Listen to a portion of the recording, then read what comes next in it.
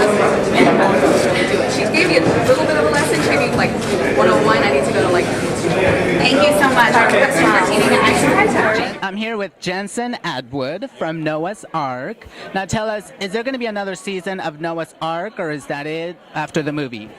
That's a great question. I have no idea. There's been talks, as there always is talks about Noah's Ark. Even when we were canceled after the second season, it was supposed to be the end, and then there was talks going on about a movie, and it came to light. So now there's being talks about possible series. Yeah, so we shall see.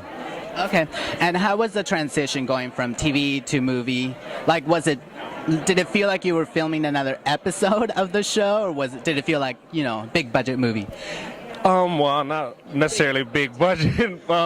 It was definitely grand. It was bigger than the series productions, and very different as far as the script. A half-hour script is very different than a 2-hour movie. So, I felt the difference, and the biggest difference for me as an actor was bringing back the characters after we hadn't seen them for a while. After I think it maybe was a year or 2 years from the series to the feature, and so to bring those characters back and to show growth, but also hold on to the things that people knew about the characters. Yeah. Okay. Now, what have you learned about the fan base? How are the fans treating you? Because I know it's a loyal following. To say the least. The fans are phenomenal. They put me in the position that I am now as an actor, and they make sure that I know how they feel. I'm a big fan, by the way. I do watch the show. But now, something that I wonder, and other people wonder, I think, do we know about your sexuality? Are you gay, straight, bi? I'm one of those. I'm definitely one of those. Yeah. I mean, public forums isn't something that I like to discuss my personal life. When I'm here at events like GLAAD, even though it is against the defamation of the LGBT community, my voice is as an actor, and that's the way I would like to be heard.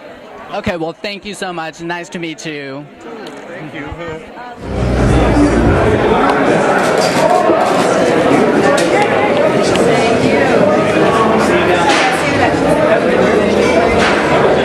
feel like I have this platform, there's a lot of power in the platform to have voice and to have shows, and I feel it's my responsibility and my passion to open up the gates.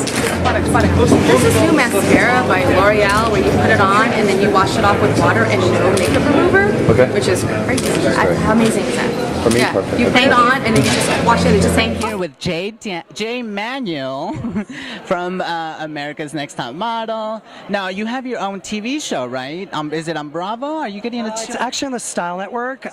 Yes, it's called Style Her Famous, and actually the new season of Style Her Famous premieres April 11th.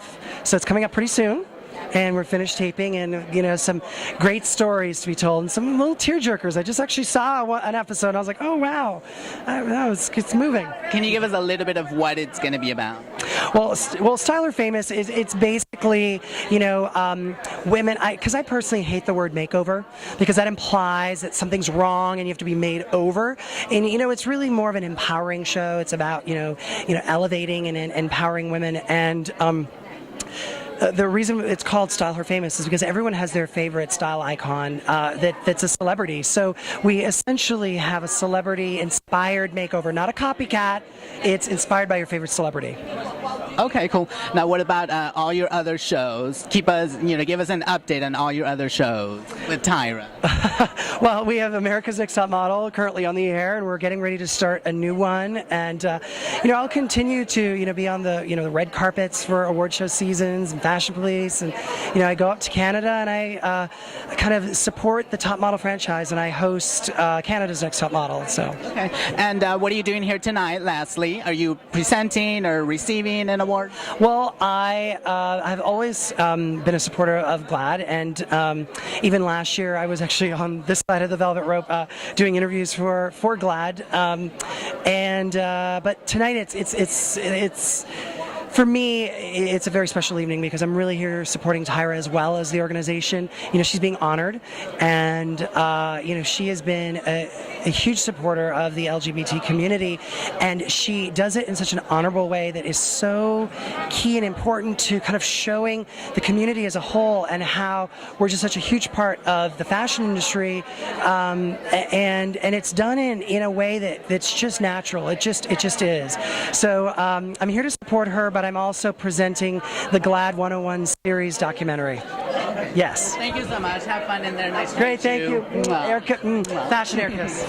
Oh my gosh, I think it is so, research is so important to know your history and to know your research and to know the people that came before you and the people that, whether they lost their lives, whether they lost their freedom, whether they were locked up in prison for the rights that they now have, or the acceptance that is now, the acceptance that is starting to, you know, to become a part of our everyday culture. I think research is so important, and there's no excuse to not know with the internet. Because so many people say, well, I don't know, I live in a small town. Honey, you go to the library and click on that internet, and I think it only makes people